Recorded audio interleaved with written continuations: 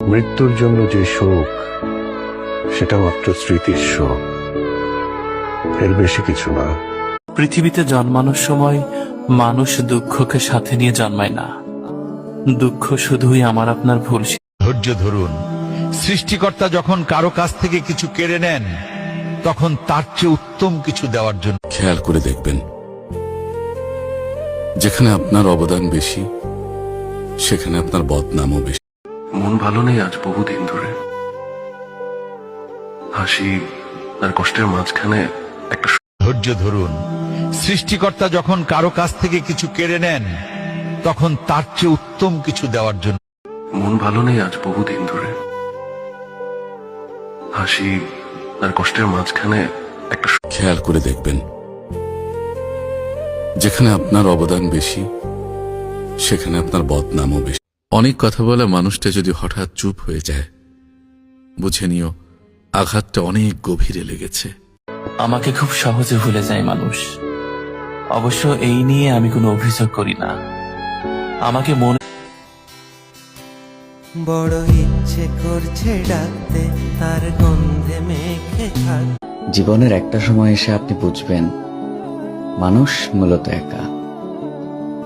অনেকজন আসবে। কাউকে কখনো বুঝতে দিও না তুমি অনেক কষ্টে আছো, কারণ ঔষধ সবার ঘরে না থাকলেও লবণ কিন্তু সব। কম কথা বলা মানুষের 6টি গুণ। 1, তাদের চুপ থাকা ভয়ঙ্কর। 2, তারা নীরবে শত্রুকে ঘায়েল করে। 3, তারা ক্ষমা করে। মা ছাড়া এই পৃথিবীতে, মা ছাড়া এই আমাকে কেউ খারাপ ভাবলে আমি কিচ্ছু মনে করি না, কারণ একজন মানুষ কখনো সবার প্রিয়। পৃথিবীর কেউ ভালো তো বাসে না, এ পৃথিবী।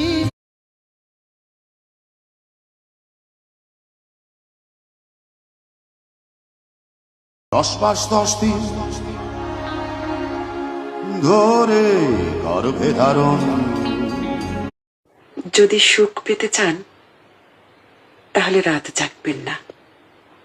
যদি শান্তি পেতে, আমি যদি একবার ভেঙে পড়ি, আমার গোটা ফ্যামিলি অস্তিত্বহীন হয়ে পড়বে, কারণ এখন আর আমি নিজের জন্য বাঁচি না। অবহেলা পেতে পেতে মানুষ একটা সময় বুঝে যায় যে কারো কাছে নিজেকে বারবার ছোট করার চেয়ে সম্মান নিয়ে দূরে সরে।